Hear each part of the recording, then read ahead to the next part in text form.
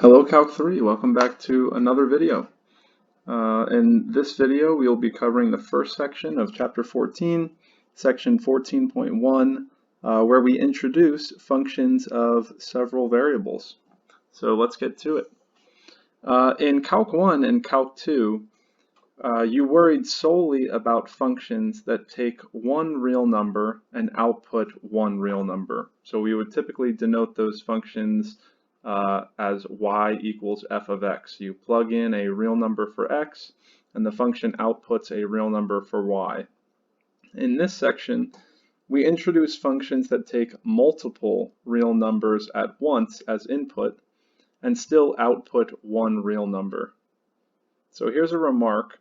A real valued function is a function that takes a tuple of real numbers, which is denoted like this. Sometimes it would be an ordered pair, an ordered triple, or you could have 4, 5, however many different real numbers included in this tuple. And the function is going to output one real number. So here we have the real number w that is acting as the output of the function f of x1, x2, all the way up through xn, where n is just some integer. Sometimes we denote, especially when it's a function that takes two variables, we'll call wz instead. So it would be z equals f of xy. So the function f takes in two real numbers and outputs one real number. And we'll give examples of these kind of functions below. So the domain of a multivariable function f, or I guess as we call it here, a function of several variables, but I think I'm going to call it multivariable functions more often than not. So the domain of f is going to be the set of tuples appropriate to our function, such that the function is defined. And the range of f is going to be the set of all possible outputs of the function. So both of these definitions just carry over from the definitions for functions that take in one value, and we're just extending them to functions that take multiple real numbers at once as inputs. Okay, so let's move down to a couple of examples of multivariable functions. The first example, we have the function f of xyz is equal to the square root of x squared plus y squared plus z squared. So notice that the function takes in three different inputs, three different real numbers, but it's still only going to output one real number. So for example, what if we put in the tuple 304 to our function?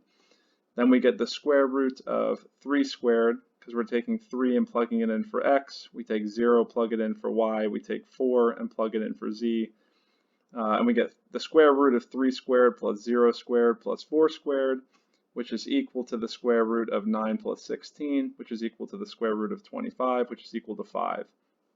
So we take three values as a tuple, and we input it into the function, and the function outputs the real number 5. Now here's another example below.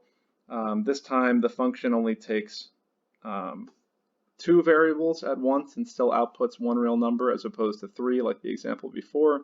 So f of xy is equal to cosine of x plus sine of y. And if we take the ordered pair 0 pi over 2 and plug it into our function, we take the 0 and plug it in for x, and we get this cosine of 0. And then the pi over 2 and plug it in for y, and we get this sine of pi over 2. And of course, that's 1 plus 1, which is equal to 2. So the function evaluated at the ordered pair 0 pi over 2 is equal to 2. And here's a kind of pictorial representation of what's going on with functions of two variables, so functions that take an x and a y value. So for functions that take in an ordered pair and output a single real number, you can think of the function as a map that goes from the plane to a line. So all of these points in blue here are points inside of the plane that can be represented as an ordered pair, and the function is going to take these points and it's going to map them onto the real line, because remember, the function only outputs a real number, and whatever that output is that associates with the ordered pair inside of the plane, we plot that output on the line in green. So this one would plot to this green point here on the real number line, and this is just a way to visualize what's going on. It might not be the best way, but I think that it's at least a good way to build up the intuition of what's going on when we're taking functions of two variables. We're mapping points in the plane to real numbers on the real number line. Okay, so now let's go back to the concept of domains and ranges for a second here, which we already mentioned before. So again, the domain of a function is the largest set of inputs for which the function is defined, and the range consists of the possible output values for our function. So if we take all of the inputs from the domain, and then we would collect all of the outputs for those inputs from the domain, that would give us the range of the function. So let's just give a couple of examples where we find the domain and range of multivariable functions. Looks like both of the examples we have here are functions of two variables, so they take in an x and a y value. So let's look at the first one, z equals the square root of y minus x squared. Well, we know that square roots are only defined for positive values. So if the function is going to be defined, then y minus x squared has to be greater than or equal to 0. And I guess I shouldn't say positive, I really should say non-negative because it'll include 0. So y minus x squared has to be greater than or equal to 0 for the function to be defined, but that implies that y is greater than or equal to x squared. So the domain is going to be all points of the form xy where y is greater than or equal to x squared. So that's how we would describe the domain of this function. And the range of the function is all of the possible outputs of z equals the square root of y minus x squared. Well, we know that the output is going to be greater than or equal to 0, but I can get all values as big as I want to. For example, just by letting y equal 0 and then letting x get as big as possible, I can get as close to infinity or as big as I possibly want to. So the range of the function is going to be 0 to infinity, where we do include the value 0. And now for the second function here, z equals 1 over xy. Well, we know that division by 0 is not defined, so we better make sure that whatever points we stick in, whatever xy we stick into the function, we don't get division by 0, but we get division by 0 whenever x is equal to 0 or when y is equal to 0. So the domain is going to be all points xy such that x is not equal to 0 and y is not equal to 0. And now on to the range of the function. Well, we're not going to be able to get 0, but we should be able to get all other values besides 0 just by letting xy be as small as possible to get really big values, or let xy be as big as possible to get really small values. We should be able to get everything except for the point 0. So the range is going to be negative infinity to 0 union with the open interval from 0 to infinity. Okay, so for this upcoming discussion, we are only going to be referencing functions of two variables, so functions that take ordered pairs as inputs. So first consider a set of ordered pairs in the plane, and that's going to be the yellow circle that I have drawn in the diagram down here. And with that set given inside of the plane, we're going to define two different kinds of points that have a relation to that set. So those two different kinds of points are interior points, right here, and boundary points. And the interior point is going to be the point that I have in red. The boundary point is the point that I have in purple. So an interior point of the set is defined to be a point where we can draw a disk that's completely contained within the set around our point.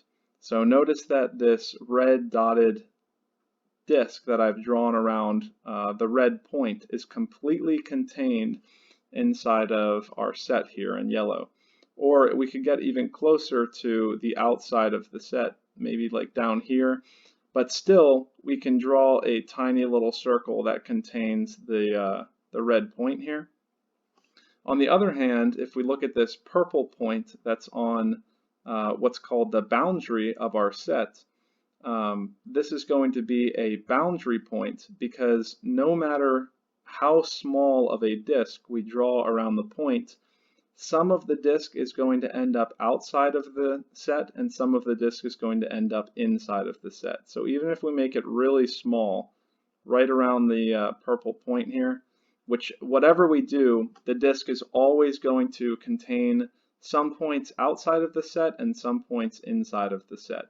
And if a point has that property, the property that no matter what disk we draw around it, the disk is going to contain points inside and outside of the set, then that point is going to be called a boundary point of the set. Okay, and here's another definition for sets in the plane. A region in the plane is bounded if it lies inside some disk of finite radius. So in this definition I use the term region, but region is just synonymous with set for us. So again, if we have a set in the plane, it's bounded if it lies inside some disk of finite radius. And if the set does not lie inside some disk of finite radius, we call that set unbounded. So here are a couple examples. Let's talk about the region in yellow here. So all of the points enclosed by these blobs in yellow. Well, this is going to be a bounded region or a bounded set because, as you can see, that disk that I've drawn in red has a finite radius from the origin and it contains all of the points inside of the set. So this is going to be a bounded region. And now an example for a region or set that is not bounded. Well, how about any line in the plane? So I've just drawn an arbitrary line in yellow here, but the line goes on forever in both directions. So regardless of what disk I draw centered at the origin, I'm never going to be able to enclose all of the points on the line inside of my disk of finite radius. So the line would be an example of an unbounded set in the plane. Now we want to worry about how we can graph multivariable functions. So we're going to go through a couple of different methods for graphing here. Again, for now we're only worried about functions that take in 2 variables. We're not worried about functions that take 3 or more variables. So let f of xy be some function. Then for any constant c, there is a set of ordered pairs, so ordered pairs that look like xy, such that f of xy is equal to c. And we're going to call this set of all points such that f of xy is equal to c a level curve of f. And on the other hand, all of the points of the form x, y, f of xy in 3-dimensional space gives what's called the graph of f of xy.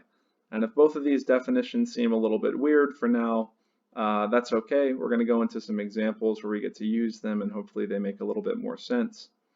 So with this example, we want to graph the function f of xy is equal to 100 minus x squared minus y squared, and then plot the level curves f of xy is equal to 0, f of xy is equal to 51, and f of xy is equal to 75. So see here that if we relate these level curves back to the definition, and this f of xy is equal to 0, 0 is the value for c. Here we have 51 as the value for c, and here we have 75 as the value of c. And the level curves are going to be the set of points such that when we plug them into our function, we get the appropriate c value to pop out. So we are actually going to begin by plotting the level curves for our function, and then we're going to use the level curves to plot the graph of f of xy. So the graph is going to be plotted 3-dimensionally, but the level curves are still 2-dimensional. and we can use the level curves to give us an idea of what the graph is going to look like. So if f of xy is equal to 0, let's start off with this first level curve, then 100 minus x squared minus y squared is going to be equal to 0, since f of xy is just equal to 100 minus x squared minus y squared. And we can use algebra a little bit. That tells us that 100 is equal to x squared plus y squared. And those are going to be the solutions for the level curve. So all of the points such that 100 is equal to x squared plus y squared are on the level curve of f of xy is equal to 0. And we know that this equation, 100 is equal to x squared plus y squared, is just the equation for the circle of radius 10 centered at the origin. So I have that level curve drawn here on the outside. So that's the level curve when c is equal to 0. We get a circle of radius 10 centered at the origin. Now let's look at when f of xy is equal to 51. Well, if that's the case, then 100 minus x squared minus y squared is equal to 51, which implies that 49 is equal to x squared plus y squared. And this, again, is just the equation for the circle of radius 7 centered at the origin. And so this level curve is given with this second red circle here. And then lastly, if f of xy is equal to 75, then 100 minus x squared minus y squared is equal to 75, which implies that 25 is equal to x squared plus y squared. And here we get the circle centered at the origin of radius 5. So that's the last level curve here. And we can plot them all together like I've done in the plane. These are the three level curves plotted in the plane. And now we want to use the level curves to give us an idea of what the function is going to look like. So we can interpret the level curves as I've drawn them here as what the function looks like if I'm looking down from the positive z-axis, right? So if I take any values for x and y and I plug them into my function, that's going to give me some value for z. And if I'm looking down from the z-axis, then these level curves are what occurs with my function when I require that z equals a certain value. You can think about it as taking a plane that's perpendicular to the z-axis and slicing it through the graph of the function. And when we slice it through, these level curves are the images that show up on that plane. So it looks like here, if we take these different planes along perpendicular to the z-axis, and we raise them up along the z-axis and we keep cutting it into our graph, then we get circles at all of these different points. But the circles are going to get smaller and smaller as the plane goes up higher and higher. So we can extrapolate from the level curves that we have here what the graph might look like in 3 dimensions, and it ends up looking like this dome here, which is called a paraboloid. And you can actually see it better this way once we have it graphed. So if you take some plane that's perpendicular to the z-axis, I'm not a great artist, but I'll try my best here, and you kind of cut it through our, if you kind of cut it through the graph here, and maybe this back line should be dotted because it's going behind it, then the level curve is going to be the circle that kind of shows up like this on the plane. And then you could take this yellow plane that I've drawn and you could raise it up and down along the paraboloid here, and you would get different circles at different points. So this is an example of how we can actually use level curves, which are much easier to plot, to give us an idea of what a 3-dimensional graph would look like. So remember that in this past section, we were talking exclusively about functions of two variables and how to graph them. But we might also want to know how to graph or represent graphically functions of more than two variables, say functions of three variables. And that's what we're going to worry about in this last section here. So remember that for a function of two variables, we define the idea of a level curve, which is the set of points x, y, such that f of xy is equal to c for some constant c. Well, for functions of three variables, we're going to define an analogous notion called a level surface. So the set of points x, y, z in space, where f of x, y, z is equal to c for some constant, is called a level surface of f, as opposed to a level curve. The reason being that the level surfaces for functions of three variables are exactly that. They are two-dimensional surfaces inside of three-dimensional space as opposed to one-dimensional curves inside of two-dimensional space. And since functions of three variables would need to be graphed with 4 dimensions, the level surfaces of functions of three variables, that's about as good as it's going to get. So if you want a graphic depiction of a function that takes 3 different variables, then you might as well just graph the level surfaces, and that's about as good as we can do to understand these kind of functions pictorially. So let's move into an example here.